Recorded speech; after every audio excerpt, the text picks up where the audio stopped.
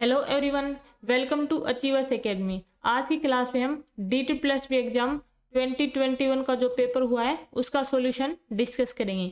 ये जो एग्जामिनेशन है इसकी डेट थी 27 सितंबर 2021 और इसकी शिफ्ट थी मॉर्निंग शिफ्ट। देखिए फर्स्ट क्वेश्चन, बेसिकली जो एग्जाम है इसके जो क्वेश्चन है नॉर्मल लेवल रहेगा, ज़्यादा हार्ड नहीं बोल सकते अपन इनको। अगर अपन ने बेसिकली 9th 10th का भी साइंस अच्छे से किया है तो इसके सारे क्वेश्चन आप अटेम्प्ट कर सकते हैं। तो बेसिकली अगर आप इस चीज़ की तैयारी कर रहे हैं कि आप DT+P एग्जाम को अच्छे से कवर कर पाएँ तो आप 6 से 10 तक का जो साइंस है उसको अगर अच्छे से कवर कर लेंगे तो अपना एक भी क्वेश्चन स्किप नहीं होगा। तो देखिए first question, the waves with the frequency below the Audible range is cold, यानी कि वो वेव्स जिनकी फ्रीक्वेंसी क्या होगी ऑडिबल रेंज से कम होगी उनको क्या कहेंगे। तो हमें पता है जो ऑडिबल रेंज है उसकी फ्रीक्वेंसी रहती है अपनी 20 हर्ट्ज से लेकर 20,000 हर्ट्ज, यानी कि आप इस रेंज की जो वेव्स होगी उनको अपना कान सुन सकता है। अगर इससे ज़्यादा फ्रीक्वेंसी रहेगी तो उनको बोलेंगे आप अल्ट्रासोनिक वेव्स। इनकी जो फ्रीक्वेंसी वो क्या रहेगी ग्रेटर देन 20,000 हर्ट्ज, यानी कि इनकी फ्रीक्वेंसी क्या होगी 20,000 हर्ट्ज से ज़्यादा होगी। अब इन वेव को कौन सुन सकता है, तो कई बार क्वेश्चन आता है कि अल्ट्रासोनिक वेव्स को कौन सुन सकता है, तो इनको बैट यानी कि चमगादड़ सुन सकते हैं। क्वेश्चन में क्या पूछा है, जो ऑडिबल रेंज है उससे कम फ्रीक्वेंसी की होंगी तो उनको बोलेंगे आप इंफ्रासोनिक वेव्स। इनकी फ्रीक्वेंसी क्या होगी लेस देन 20 हर्ट्ज, या कई बार आप मतलब इसकी रेंज लेके चलते हैं कि इनकी रेंज रहेगी 0.1 हर्ट्ज से लेकर 20 हर्ट्ज तक। अब क्वेश्चन मतलब कई बार ये भी बनता है कि ये जो इंफ्रासोनिक वेव्स है इनको कौन सुन सकता है, तो इनको एक तो राइनो सुन सकता है और दूसरा आता है एलिफेंट, यानी कि ये दोनों क्या कर सकते हैं इन वेव्स को सुन सकते हैं। सुपरसोनिक वेव्स कौन सी होंगी, ये वो वेव्स होंगी जिनकी स्पीड क्या होगी साउंड वेव से ज़्यादा होगी। हाइपरसोनिक वेव्स कौन सी होगी, इनकी जो फ्रीक्वेंसी है वो रहेगी 10⁻13 हर्ट्ज, इससे ज़्यादा इनकी फ्रीक्वेंसी रहेगी। ये जो आपकी हाइपरसोनिक वेव्स हैं, जैसे सेकेंड जो हाइपरसोनिक वेव्स हैं इनका दूसरा नाम रहता है प्रेटर वेव। स्पेलिंग आप लिख लेते हैं PRAETER, प्रेटर वेव्स। एंड दूसरा इनको बोलते हैं माइक्रो साउंड। क्या बोलते हैं माइक्रो साउंड। तो ये था अपना फर्स्ट क्वेश्चन। फ्रीक्वेंसी को आप किसके अंदर मापेंगे हर्ट्ज के अंदर आप इसका मेजरमेंट करेंगे। नेक्स्ट क्वेश्चन देखिए, Which of the following rule is used to determine the direction of force in the electric motor? अपने को अगर कोई इलेक्ट्रिक मोटर दे और उससे क्या पूछे डायरेक्शन ऑफ फोर्स पूछे तो इसके लिए आप यूज करेंगे फ्लेमिंग लेफ्ट हैंड रूल। कौन सा रूल यूज करेंगे फ्लेमिंग लेफ्ट हैंड रूल।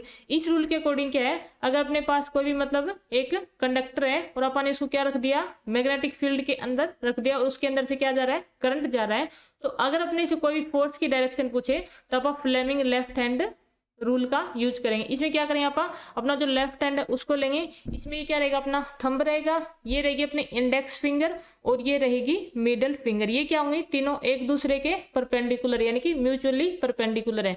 तो इसमें अगर अपने को फोर्स की डायरेक्शन निकालनी है तो फोर्स की डायरेक्शन देगा थंब, और जो इंडेक्स फिंगर है ये मैग्नेटिक फील्ड की डायरेक्शन देगी और जो मिडिल फिंगर है ये हमें करंट की डायरेक्शन देगी। यानी कि इसके अंदर आप क्या लेंगे अपना लेफ्ट हैंड लेंगे, इसमें क्या होंगी 3 फिंगर्स होंगी, 3 फिंगर्स होंगे, तीनों क्या होंगी म्यूचुअली परपेंडिकुलर होंगी। क्या होंगी म्यूचुअली परपेंडिकुलर होंगी। अब देखिए जो अपना थंब है वो किसकी डायरेक्शन देगा, थंब हमें देगा डायरेक्शन फोर्स की, जो अपने से पूछा है थंब हमें देगा फोर्स की डायरेक्शन। उसके बाद आती है इंडेक्स फिंगर, यानी कि ये वाली जो उंगली है ये वाली इंडेक्स फिंगर देगी हमें, इंडेक्स फिंगर हमें डायरेक्शन देगी मैग्नेटिक फील्ड की, जिसको आप बी फील्ड से डिनोट करें। और उसके बाद आएगी मिडिल फिंगर, ये हमें डायरेक्शन देगी, मिडिल फिंगर हमें डायरेक्शन देगी करंट की। तो ये था अपना सेकेंड क्वेश्चन, इसका राइट आंसर है ऑप्शन डी। नेक्स्ट क्वेश्चन देखिए, ये क्वेश्चन है अब मतलब अपन 9th क्लास में पढ़ते हैं force and laws of motion में। ये क्वेश्चन अपना कंजर्वेशन ऑफ लीनियर मोमेंटम का कंसेप्ट क्या है जस्ट सेकेंड, क्वेश्चन बेस्ड है conservation of linear momentum, linear momentum. इस मतलब क्वेश्चन में आप क्या पढ़ते हैं, जैसे भी अपने पास कोई भी गन है, गन से अपन ने क्या की, बुलेट को फायर किया, तो बुलेट क्या जा रही है, अपनी आगे की तरफ जा रही है, तो अपनी जो गन है वो क्या जाएगी, पीछे की तरफ जाएगी। तो मतलब जैसे अपनी क्या है, बुलेट निकली, बुलेट आगे गई, गन अपनी पीछे गई, तो इसमें इस केस में अपना कंजर्व क्या रहेगा, लीनियर मोमेंटम। अगर आप कंसेप्ट देखें तो अगर अपने पास जो गन है उसका मास क्या है, जी, और गन की वेलोसिटी मतलब जिस वेलोसिटी से गन पीछे जा रही है वो अपनी वीजी, प्लस में अपने पास क्या, बुलेट, बुलेट आगे की तरफ गई, तो बुलेट का मतलब अपने मास लिया एमबी और वेलोसिटी ली वीबी, ये क्या रहेगा अपना 0 के बराबर। अगर आप ये गन यहाँ पर बनाते हैं तो गन से क्या जाएगी, इधर बुलेट जाएगी, ये जाएगी अपनी बुलेट, बुलेट इस तरफ जाएगी और गन क्या जाएगी, पीछे जाएगी, तो गन जो पीछे जाएगी उसको बोलेंगे आप रिकॉइल वेलोसिटी। तो क्वेश्चन रीड कीजिए एक बार, क्या दे रखा है, rifle having a mass of 8 kg, यानी कि मास ऑफ राइफल, इसको कैपिटल एम ले रहे हैं, ये क्या है अपना 8 kg। नेक्स्ट क्या दे रखा है, स्पीड ऑफ बुलेट दे रखी है 300 मीटर पर सेकेंड, यानी कि स्पीड ऑफ बुलेट को अपन ले रहे हैं स्मॉल एम से, सॉरी स्पीड है तो इसको वी से लेंगे, स्पीड ऑफ बुलेट कितनी है वी, ये लेंगे अपन स्मॉल वी, स्मॉल वी किसके बराबर अपनी 300 मीटर पर सेकेंड। नेक्स्ट क्या दे रखा है, if the rifle recoils with velocity of 1.5 metre पर सेकेंड, यानी कि ये जो पीछे की वेलोसिटी है ये दे रखी है, अपन इसको लेंगे कैपिटल वी और ये है 1.5 मीटर पर सेकेंड। पूछा क्या, then find the mass of the bullet, यानी कि बुलेट का मास लेंगे अपन स्मॉल एम, और ये अपने से पूछा गया है। तो simply conservation of linear momentum लगाएंगे और इसको सोल्व करेंगे। तो यहाँ से क्या होगा, एम वी प्लस में M V is equals to 0, यहाँ पर क्या आएगा, नेगेटिव साइन आएगा, लेकिन आप क्या मतलब इसको मतलब मैग्नीट्यूड के अंदर इसकी पॉजिटिव वैल्यू ही लेकर चलेंगे। तो इसको सोल्व आउट करेंगे, एम की वैल्यू कितनी है 8, और इसकी रिकॉइल वेलोसिटी रखिए 1.5, तो 8 इंटू में 1.5 प्लस में मास हमें कैलकुलेट करना, और इसकी वेलोसिटी दे रखी है हमें 300 मीटर पर सेकेंड इक्वल्स टू 0। इसको फर्दर कैलकुलेट करेंगे। अब मास देखो अपना ग्राम के अंदर निकालना है, तो आप 8 गुणा में 1000 कर देंगे, क्योंकि जो मास ऑफ बुलेट है वो अपने पास है ग्राम के अंदर आ जाएगा, या 1.5 और इधर आ जाएगा m गुणा में 300। मैग्नीट्यूड के अंदर लेंगे तो आप नेगेटिव साइन नहीं लेंगे, तो ये आ गया इधर 8000 गुणा में 1.5 डिवाइड में आ जाएगा अपना 300, यहाँ से वैल्यू आ गई अपनी m की, और आंसर किसके अंदर आएगा, ग्राम के अंदर। फिर इसको सोल्व आउट करेंगे तो m की वैल्यू आ गई 2 0 से आपकी 2 0 कैंसिल आउट हो जाएगी। अगर आप मतलब इसका पॉइंट हटाने के लिए नीचे 10 लगा दे तो एक और 0 चली जाएगी, यहाँ से आ जाएगा 3 पंजे 15, तो मास आ जाएगा आपका 40 ग्राम। तो इस क्वेश्चन का राइट आंसर हो जाएगा option B, right answer is option B 40 gram. तो सिंपल सा क्वेश्चन था कंजर्वेशन ऑफ लीनियर मोमेंटम का, और राइट आंसर है 40 ग्राम। नेक्स्ट क्वेश्चन देखिए, क्वेश्चन रीड कीजिए, if we hang a bar magnet with a string it will always rest in the direction of. अगर आप क्या करें, जैसे कि अपने स्ट्रिंग है, यहाँ से अपन ने क्या किया, एक बार मैग्नेट को ऐसे लटका दिया, तो ये पूछ रहा है भी कौन सी डायरेक्शन के अंदर ये रेस्ट के अंदर आएगा, तो ये आएगा अपना नॉर्थ साउथ डायरेक्शन के अंदर। तो राइट आंसर हो जाएगा नॉर्थ साउथ। कई बार ये क्वेश्चन पूछ लेता है, जो ये बार मैग्नेट है इसका जो नॉर्थ मतलब डायरेक्शन है वो किसकी तरफ होगा, तो अगर इसका आपका नॉर्थ डायरेक्शन है तो ये क्या होगा, अर्थ को अगर आप ले, अगर मतलब इसको बोले आप जियोग्राफिकल डायरेक्शन की तरफ में ले, तो जियोग्राफिकल डायरेक्शन की तरफ में ले, तो इसका नॉर्थ है वो क्या होगा, अर्थ का जो जियोग्राफिकल साउथ डायरेक्शन है उसकी तरफ होगा। यानी कि अगर आप इसको क्या मान के चल रहे हैं, अपना मैग्नेट है, ठीक है, ये इसका नॉर्थ पोल है, ये इसका साउथ पोल है। अगर ये रेस्ट के अंदर आ रहा है, इसका मान लो इस तरफ नॉर्थ पोल है ना, तो अर्थ का इस तरफ क्या होगा, साउथ पोल होगा। क्यों, क्योंकि ऑपोजिट पोल है वही क्या करेंगे, एक दूसरे को अट्रैक्ट करेंगे, और जो सेम होंगे वो क्या करेंगे, रिपेल करेंगे। तो ये क्या इसका नॉर्थ पोल है, तो इस तरफ कौन सा होगा, अर्थ का साउथ पोल आ जाएगा। तो इस क्वेश्चन का राइट आंसर है नॉर्थ साउथ। नेक्स्ट क्वेश्चन देखिए,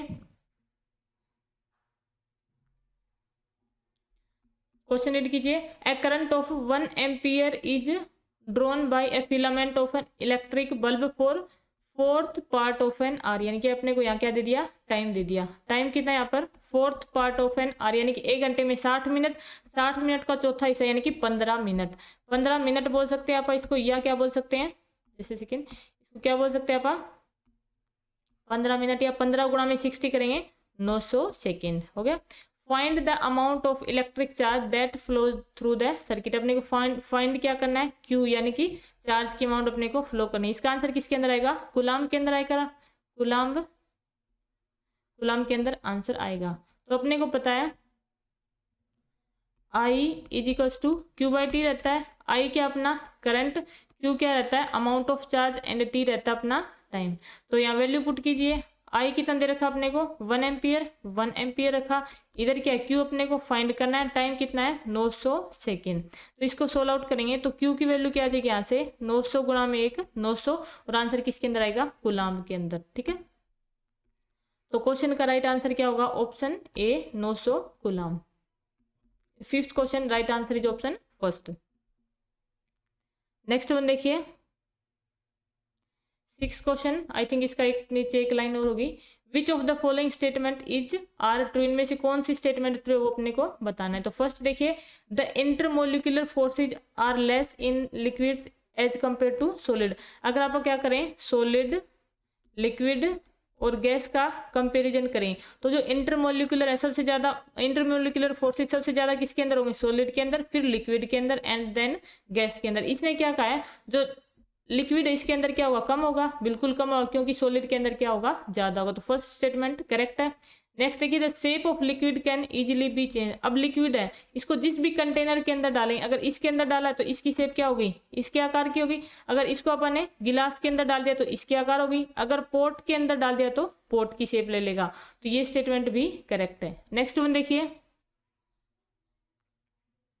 the volume of a given mass of liquid can easily B change. ये सोचने वाली बात है। अगर अपने को कोई कहे भी अपने को लिक्विड दे दिया, उसने कहा भी इसका वॉल्यूम चेंज करो, अब शेप इजीली चेंज कर सकते हैं लेकिन वॉल्यूम को इजीली चेंज नहीं कर सकते, क्योंकि वॉल्यूम को चेंज करना है तो अपने को क्या चेंज करनी पड़ेगी, डेंसिटी चेंज करनी पड़ेगी। और ये वो प्रॉपर्टी जो बिल्कुल आसानी से आपकी चेंज नहीं होगी। तो थर्ड स्टेटमेंट क्या होगी आपकी, रॉन्ग होगी। नेक्स्ट देखिए, the volume of a given mass of liquid is not so easy to change. हाँ, आसानी से इसको चेंज नहीं किया जा सकता। तो ये स्टेटमेंट क्या होगी, करेक्ट होगी। तो इसमें से कौन कौन सी स्टेटमेंट है जो करेक्ट है, फर्स्ट स्टेटमेंट करेक्ट है, सेकंड स्टेटमेंट भी करेक्ट है, थर्ड अपनी गलत है और फोर्थ क्या अपनी करेक्ट है। तो कौन सा ऑप्शन करेक्ट होगा, only first, second and fourth are correct. यानी बिल्कुल सा आसान सा क्वेश्चन है। ये अपन 9th क्लास के अंदर भी पढ़ते हैं, केमिस्ट्री के अंदर पढ़ते हैं जो अपना ये क्वेश्चन है। तो right answer is option B. Next one देखिए, which of the following law a principle has have been applied to form the principle of hydraulic lift used to raise heavy loads।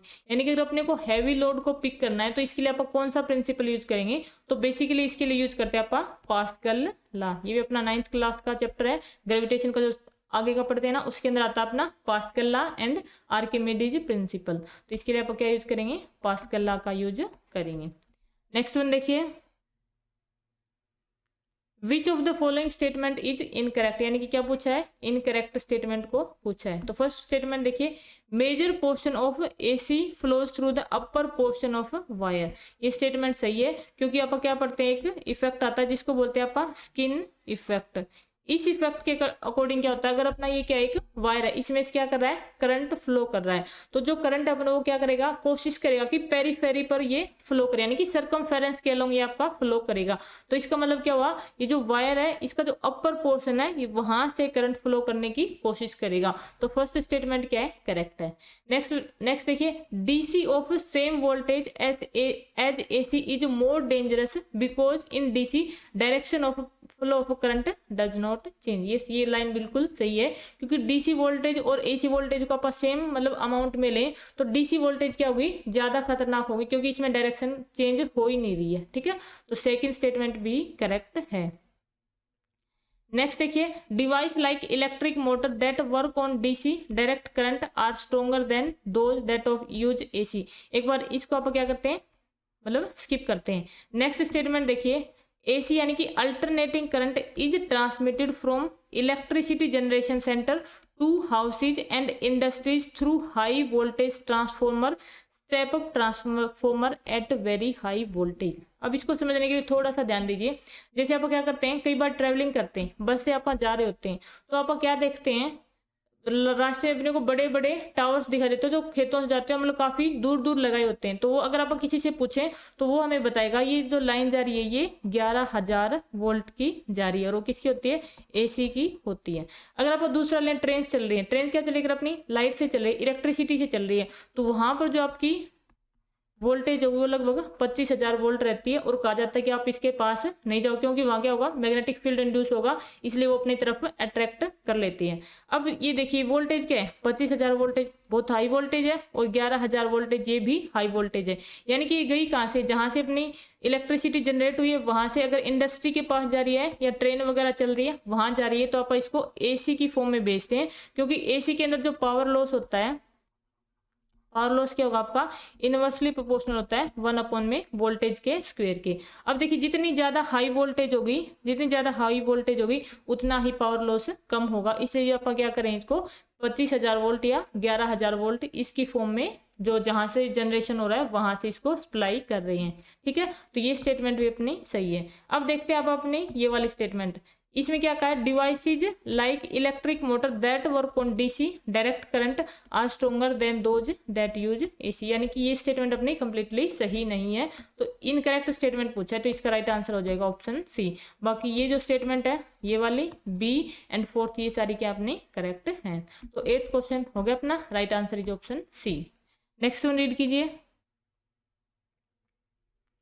Question read कीजिए, बिल्कुल formula based आसान सा 10 second का सवाल है, पढ़िए। A wave of wavelength 0.50 centimetre is produced in air. ठीक है, यानी कि वेवलेंथ दे रखी है लैम्डा 0.50 सेंटीमीटर, अगर मीटर में करेंगे तो 10⁻⁻2 से मल्टीप्लाई कर दिया, मीटर के अंदर आ गई। आगे क्या कहा है, and it travels at a speed of 250 metre पर सेकेंड, यानी कि ये क्या होगी अपने पास v यानी कि स्पीड 250 मीटर पर सेकेंड। पूछा क्या, what will be the frequency of the sound, पूछा क्या है फ्रीक्वेंसी यानी कि न्यू की वैल्यू पूछी है। तो फॉर्मूला हम क्या यूज करते हैं, फॉर्मूला यूज करते हैं nu is equals to V यानी कि ये स्पीड, यहाँ क्या आएगा लैम्डा, यहाँ पर ये न्यू का मतलब क्या है, ये अपनी फ्रीक्वेंसी, ये क्या है फ्रीक्वेंसी, और ये क्या आपकी स्पीड, और ये क्या अपनी वेवलेंथ, क्या है वेवलेंथ। तो वैल्यू रखिए यहाँ पर, निकालने की अपने को फ्रीक्वेंसी कैलकुलेट करनी है, तो न्यू आप कैलकुलेट करेंगे। वी की वैल्यू रखिए, वी क्या अपनी 250 मीटर पर सेकेंड, और ये वैल्यू कितनी है 0.50, यानी कि अपन इसको कन्वर्ट कर लिया ना मीटर के अंदर, तो ये क्या होगी अपनी 50 क्रॉस में 10⁻²। ठीक है, तो अगर अपन इसको 0.50 है, यानी कि इसको कन्वर्ट करेंगे तो क्या कर देंगे, यहाँ से हटाने के लिए ऊपर कर देंगे आप मल्टीप्लाई 10⁻² से। तो फर्दर इसको सोल्व आउट करते हैं, देखिए न्यू फ्रीक्वेंसी की वैल्यू आ जाएगी 250 गुणा में 10⁻², और ये दूसरा 10⁻² डिवाइड में क्या आ गया अपना 50। ठीक है, यानी कि एक आपने किस लिए लगाए, एक आपने सेंटीमीटर से मीटर में कन्वर्ट करने के लिए, एक 0.50 से 50 बनाने के लिए। तो ऊपर क्या आ गया आपका, ये दोनों आ गए। अब इससे एक जीरो से एक जीरो कैंसिल आउट होगी, 5 से आपका क्या आ गया 5, और फिर इसको सोल्व आउट किया तो ये आ गया आपका 50,000 हर्ट्ज। ठीक है, ये क्या आ गया यहाँ पर 50,000 हर्ट्ज। तो इस क्वेश्चन का राइट आंसर हो जाएगा ऑप्शन डी। राइट आंसर क्या आपका option D, 9th question. Next one देखिए,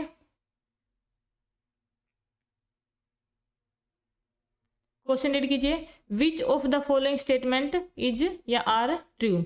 अब देखिए फर्स्ट क्वेश्चन क्या है, if a body does not change its position it is at rest. अगर कोई भी बॉडी है वो अपनी पोजीशन को चेंज नहीं कर रही तो वो क्या होगी, रेस्ट पर होगी। ठीक है स्टेटमेंट। नेक्स्ट देखिए, there is no meaning of rest और मोशन विदाउट द व्यूअर, यानी कि ये कह रहा है रेस्ट और मोशन का विदाउट द व्यूअर कोई भी मतलब नहीं है। अभी इसमें व्यूअर दे रखा है, कई बार ये अपने को क्या दे देता है यहाँ पर फ्रेम ऑफ रेफरेंस देता है, फ्रेम ऑफ रेफरेंस। इस बात को आप मतलब सेकेंड वाले पॉइंट को समझते हैं। देखिए कोई भी दो पर्सन है, वो क्या है ट्रेन के अंदर बैठे हुए, ये क्या है ट्रेन का डिब्बा है, इसके अंदर एक व्यक्ति यहाँ बैठा है और दूसरा व्यक्ति यहाँ बैठा है। अब देखिए ये ट्रेन क्या है आगे की तरफ जा रही है, यहाँ पर कोई थर्ड पर्सन है। अब देखिए ये जो दोनों व्यक्ति हैं ये क्या है, एक दूसरे के रिस्पेक्ट में क्या है, रेस्ट पर हैं, ओके। लेकिन ये जो थर्ड पर्सन है इसके रिस्पेक्ट में क्या है, ये मोशन के अंदर है। यानी क्या है, इनका एक ही फ्रेम ऑफ रेफरेंस होगा, इसका फ्रेम ऑफ रेफरेंस क्या होगा, अलग होगा। तो अपन रेस्ट और मोशन को किसके रिस्पेक्ट में डिफाइन करेंगे, with respect to frame of reference, ठीक है। तो ये जो दोनों स्टेटमेंट ये क्या है, करेक्ट है। यानी कि 10th क्वेश्चन का राइट आंसर हो जाएगा option b, both first and second.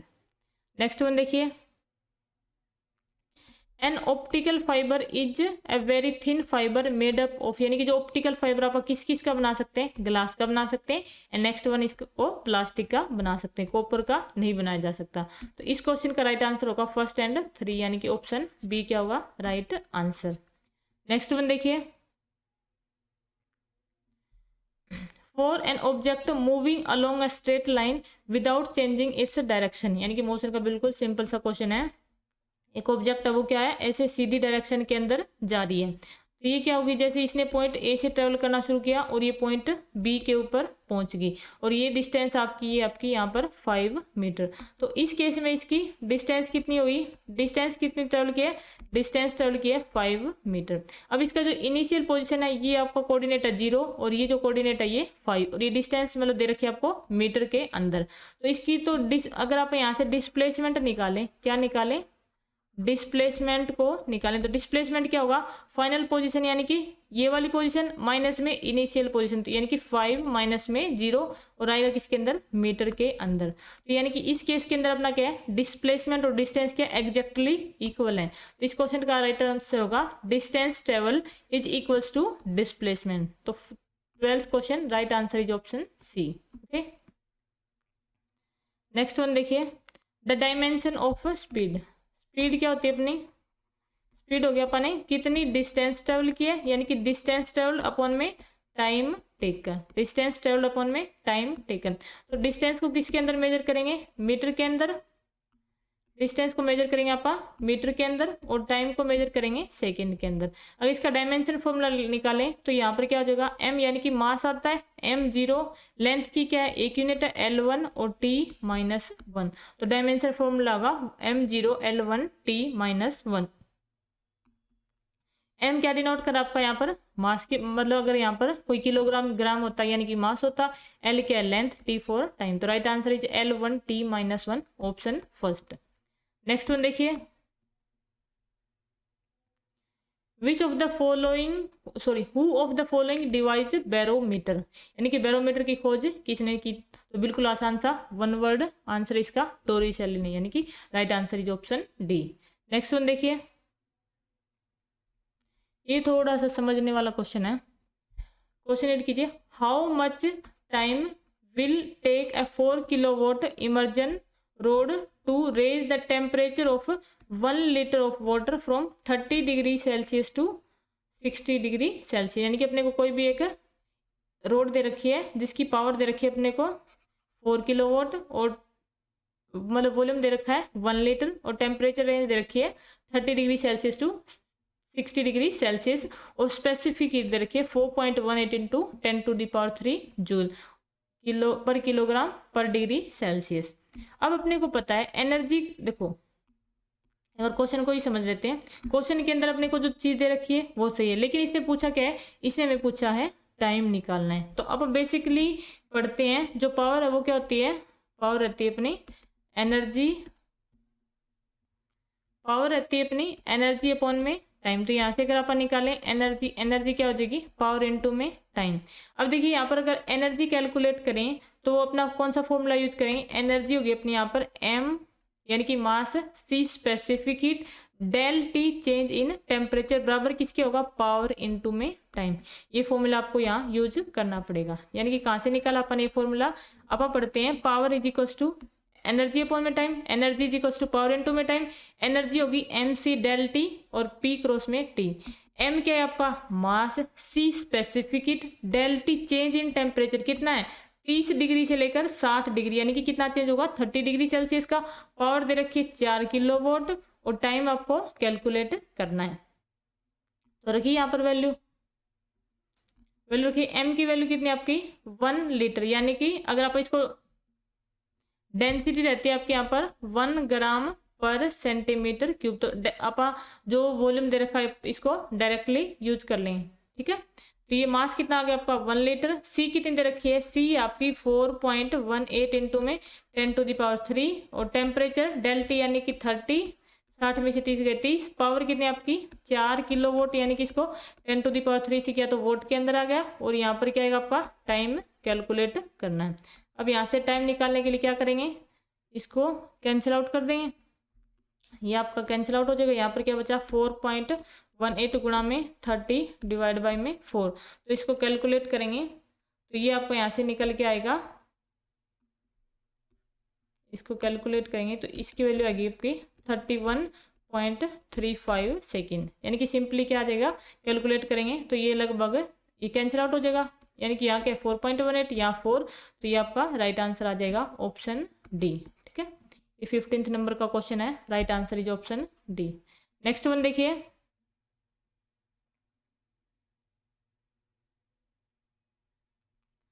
बिल्कुल आसान सा क्वेश्चन है 10th क्लास का ह्यूमन आई वाले चैप्टर का। The curvature of the lens of an eye is altered by, यानी कि जो अपनी आई है इसका जो कर्वेचर है ये किसकी वजह से मतलब चेंज होगा, तो इसका आंसर आता है आपका सीलियरी मसल। हाँ जी, नेक्स्ट क्वेश्चन देखिए, which of the following are the law of reflection in case of a light ray reflected by a smooth surface. यानी कि अगर हम लाइट को किसी सरफेस से रिफ्लेक्ट करवाते हैं तो हम 2 लॉ पढ़ते हैं, तो वो लॉ कौन से रहते हैं, वही अपना क्वेश्चन है। अब देखिए ये क्या ले रखा अपन ने, ग्रीन कलर के अंदर अपन ने सरफेस दिखा रखा है। अब देखिए ये वाली जो रे है ये क्या है, इंसिडेंट रे है, ये इंसिडेंट रे है। जो ग्रीन कलर में है ये अपना नॉर्मल, और इधर है ये वाली क्या अपनी रिफ्लेक्टेड रे, ये है रिफ्लेक्टेड रे।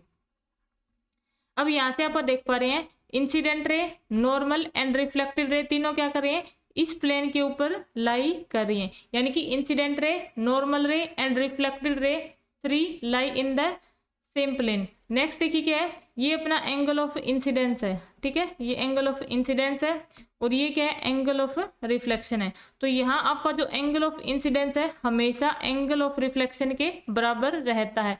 तो ये अपन ने जो 2 बातें पढ़ी है यही क्या आते हैं अपने लॉ ऑफ रिफ्लेक्शन के अंदर पढ़ी जाती हैं।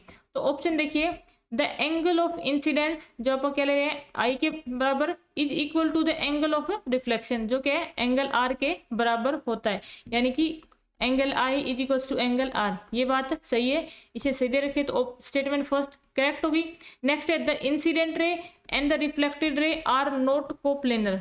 इंसिडेंट रे कौन सी है, ये वाली, ये क्या है रिफ्लेक्टेड रे, ये दोनों क्या कर रही है एक ही प्लेन के अंदर लाई कर रही है, तो ये क्या है कोप्लेनर। लेकिन इसने क्या दिया है नॉट कोप्लेनर, तो ये बात क्या अपनी गलत है। थर्ड वन देखिए, the incident ray, the reflected ray and the normal to the reflecting surface at the point of incidence are coplanar. यानी कि ये बोल रहा है incident ray, reflected ray and normal तीनों की तीनों के कोप्लेनर, ये बात बिल्कुल सही है, तो ये स्टेटमेंट भी करेक्ट है। तो according to this statement first is correct and third one is correct, तो ऑप्शन ए आपके क्या हो जाएगा करेक्ट आंसर हो जाएगा। यानी क्या बताना है, angle of incidence is equal to angle of reflection, sorry यहाँ दिखाई नहीं देगा, angle of incidence is equal to angle of reflection and incident ray, reflected ray and normal तीनों क्या करेंगे, तीनों के तीनों सेम प्लेन के अंदर लाई करेंगे। तो अपना 17th क्वेश्चन हो गया। नेक्स्ट वन देखिए,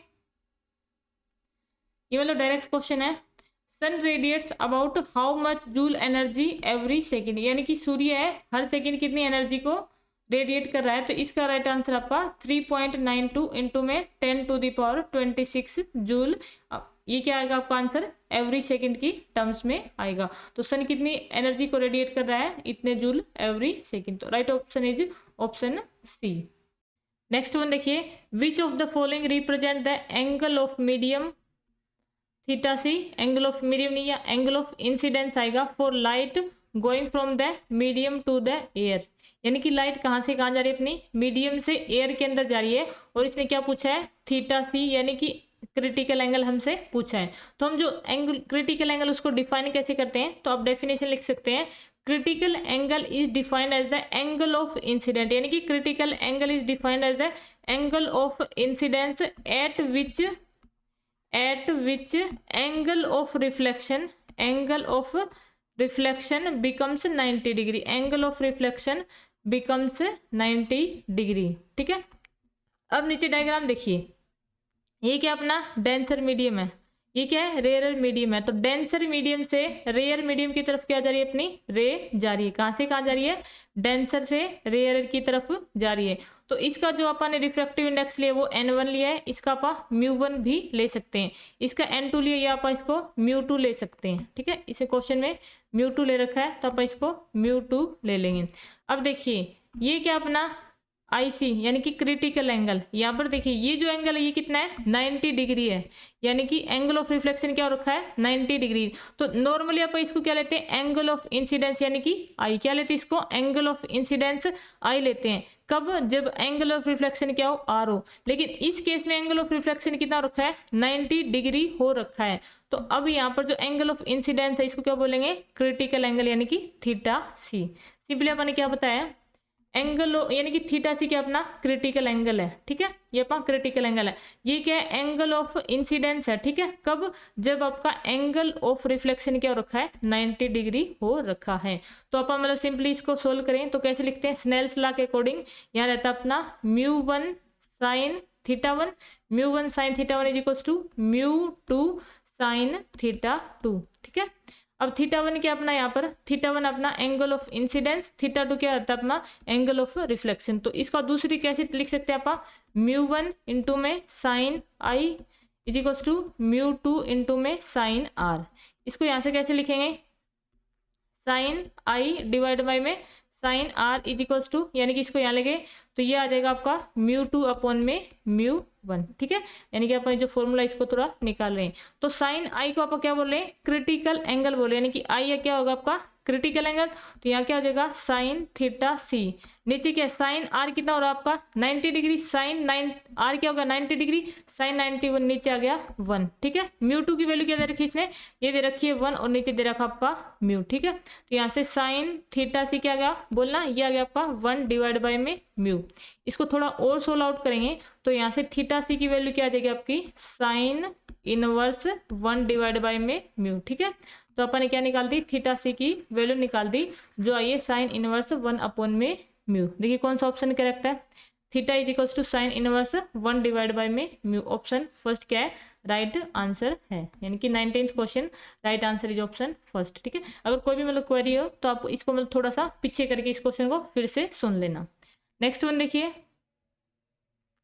SI unit of power of lens, यानी कि पावर ऑफ लेंस की SI यूनिट क्या है, इसकी SI यूनिट रहती है आपकी डायोप्टर। ठीक है, इसकी SI यूनिट रहती है डायोप्टर जिसको आप D से डिनोट करते हैं। और जो एक मतलब डायोप्टर है होता क्या है 1 अपॉन में मीटर के बराबर होता है। क्वेश्चन क्या है SI unit of power of lens पूछिए जिसको आप क्या कहेंगे डायोप्टर्स में फाइंड करेंगे। जैसे सेकेंड इसको किसके अंदर फाइंड करेंगे आप डायोप्टर के अंदर फाइंड करेंगे, और डायोप्टर क्या होता है 1 अपॉन में मीटर यानी कि मीटर इनवर्स। तो इस क्वेश्चन का राइट आंसर होगा ऑप्शन डी। तो ये थी अपनी आज की क्लास जिसके अंदर अपने DSSP का जो एग्जाम हुआ है उसके फिजिक्स पोर्शन के 20 क्वेश्चन डिस्कस किए। क्वेश्चन ज़्यादा हार्ड नहीं है, आप इन क्वेश्चंस को कीजिए और सिमिलर क्वेश्चंस की आप प्रैक्टिस कीजिए। फिर भी अगर आपको किसी क्वेश्चन में इन 20 क्वेश्चन में या अदर किसी क्वेश्चन में डाउट है तो आप कमेंट सेक्शन में पूछ लेना। मिलते हैं नेक्स्ट क्लास में, तब तक के लिए जय हिंद जय भारत, कीप स्टडिंग।